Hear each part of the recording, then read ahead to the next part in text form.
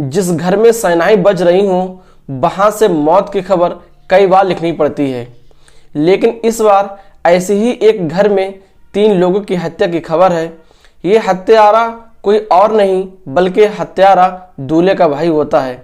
वह भाई जिसने अपनी एक भाभी की बहन से प्यार का ढोंग किया, फिर जब उसी के साथ एक कमरे में बंद पाए जाने पर लोगों ने बीच का रास्ता निकालते हुए शादी करा दी, तो उसे रखने से वह साफ इनकार कर देता है।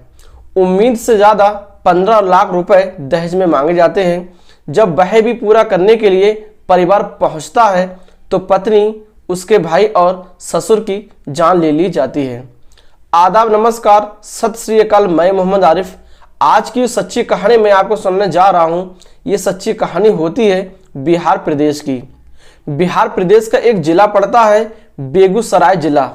कहानी की शुरुआत करने से पहले मरने वालों की पहचान जान लेते हैं। मरने वालों की पहचान उमेश यादव, जिनकी उम्र 60 साल की होती है। उमेश यादव का एक बेटा होता है राजेश कुमार, जिसकी उम्र है 25 साल, और नीलू कुमारी, जिसकी उम्र है 20 साल। इस वारदात के बाद पीड़ित परिवार का कहना है कि उमेश यादव की एक बेटी होती है जिसका नाम लूसी होता है। उमेश यादव की बेटी लूसी की शादी आरोपी हिमांशु के चचेरे भाई लल्लन कुमार यादव से हुई थी। शादी के बाद नीलू भी कभी कभी अपनी बहन के घर आकर रहती थी।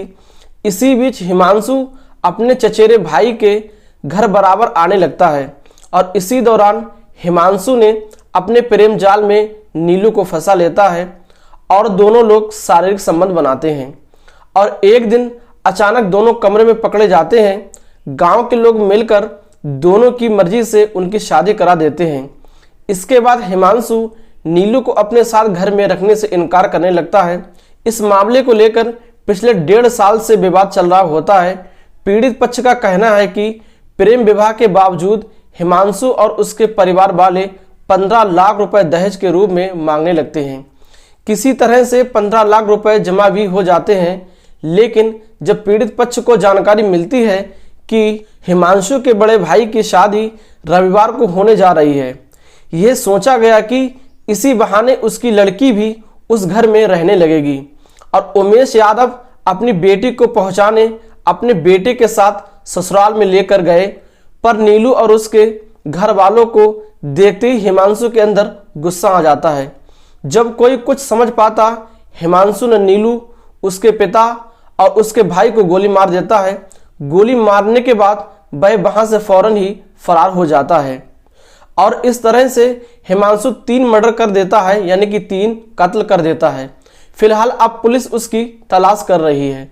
बाकी इस कहानी को, इस घटना को सुनाने का उद्देश्य किसी को परेशान करना नहीं है, किसी का दिल दुखाना नहीं है, बल्कि आपको बताना है, आपको जताना है, आपको सचेत करना है।